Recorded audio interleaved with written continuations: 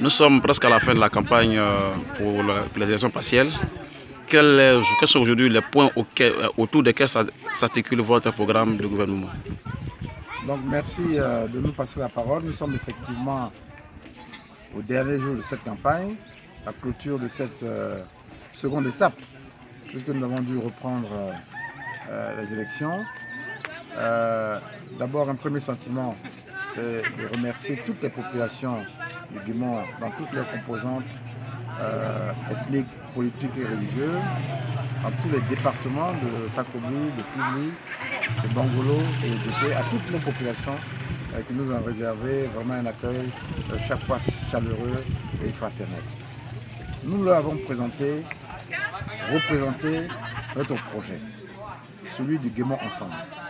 Et ce projet, après la grave crise qui a touché notre région, qui a laissé des morts et qui nous a laissé dans les pleurs, notre région s'est retrouvée pauvre, avec l'école qui a complètement reculé chez nous, avec des infrastructures qui sont complètement délabrées. Toutes les infrastructures socio-économiques sont délabrées. Les routes, les écoles, les pompes villageoises, les centres de santé et l'ensemble des infrastructures socio-économiques qui sont complètement détériorées avec la crise sociopolitique. Notre projet s'articule autour de 4 axes principaux. Le premier axe, c'est le Guémon Ensemble. C'est de rassembler tous les fils et les filles de cette région pour que nous nous remettions ensemble, pour que nous consolidions la réconciliation et l'union, sans laquelle nous ne pouvons pas relever les grands défis qui nous attendent. Notre premier projet, c'est le Guémon Ensemble. C'est la diversité qui est en marche et c'est l'union qui est en marche pour gagner ensemble, fraterniser et ramener la paix chez nous de manière durable. Le deuxième axe, c'est la lutte contre la pauvreté. Que nous avons fait l'axe principal de notre combat. Lutter contre la pauvreté, c'est de permettre à nos populations de retrouver un revenu décent, un revenu qui leur permet d'assumer toutes leurs charges familiales, que ce soit du point de vue de la santé, que ce soit du point de vue de l'éducation, mais que ce soit aussi simplement dans le sens de se construire.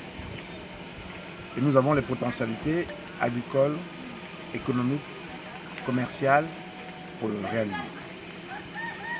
Le troisième axe porte sur l'école. L'école chez nous a perdu sa qualité. Et les résultats au baccalauréat sont là. Les taux nationaux nous disent que nous sommes à 46%.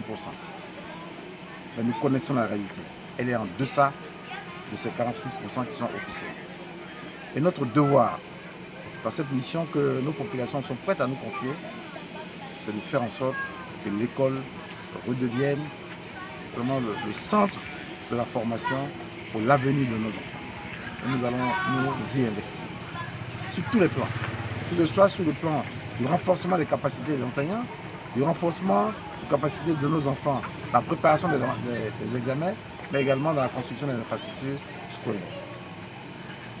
Le dernier axe, c'est l'amélioration du cadre de vie de nos villages. Quand vous parcourez nos villages, les routes, je vous avais parlé des routes, les routes sont complètement délabrées. Nous allons faire des choses simples. C'est de réhabiliter les routes avec les moyens que nous allons avoir et de la part de l'État et de la part de nos partenaires. Permettre simplement aux parents de pouvoir évacuer leurs produits agricoles et de circuler en toute sécurité. Il y a les pompes villageoises. 58 ans après l'indépendance, vous avez encore des villages chez nous à l'ouest où il n'y a pas de pompes villageoises, il n'y a pas d'eau potable, ou même quand il y en a, elles sont délabrées et on n'a aucun moyen pour les réparer. Notre devoir, ce sera de permettre à nos parents d'avoir accès à l'eau potable. On a parlé tout à l'heure des écoles, des centres de santé. Nous voulons, à la différence de nos prédécesseurs, nous voulons réaliser toutes ces choses avec responsabilité. C'est-à-dire mettre les ressources qui nous sont données là où il le faut, avec le vrai niveau qui correspond véritablement à ces ressources. Voilà les 4 axes vers lesquels nous voulons aller, que nous allons présenter à nos parents. C'est le Guémon Ensemble, c'est la lutte contre la pauvreté, c'est l'école et c'est l'amélioration de cadre de vie. Et je vais saisir l'occasion de votre micro pour dire merci aussi à certains de mes frères, particulièrement le député Lapula, vice-président de l'Assemblée nationale. Je suis peiné par le fait qu'il ait abandonné la course. Nous sommes en démocratie, mais c'est un jeune frère. Et je veux l'encourager à continuer le combat pour le développement du Guémon. Nous allons le continuer ensemble. Demain, lui et moi et d'autres frères, nous allons mener ce combat ensemble. Ces équipes se sont mises immédiatement à ma disposition et nous sommes au travail pour le combat qu'il avait voulu mener. Mais je veux l'appeler à ne pas se décourager. La victoire, ce ne sera pas la victoire de Simon Doho, ce sera la victoire de l'ensemble des fils et des filles du Guémon. Voilà le message que je veux laisser. Et je veux saisir aussi l'occasion, avant les élections de demain, pour appeler nos populations au calme, à la sérénité. Que ces élections se déroulent dans la paix. C'est le Guémon qui va gagner et c'est le Guémon ensemble qui va gagner. Un dernier message à la population de Guémon en général.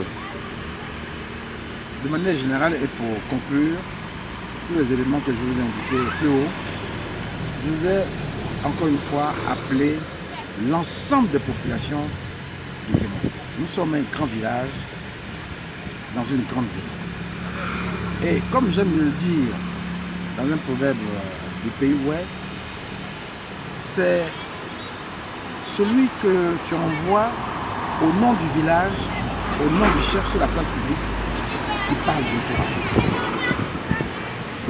On t'écoutera en fonction de la qualité, de la manière d'être de celui qui parle en ton nom.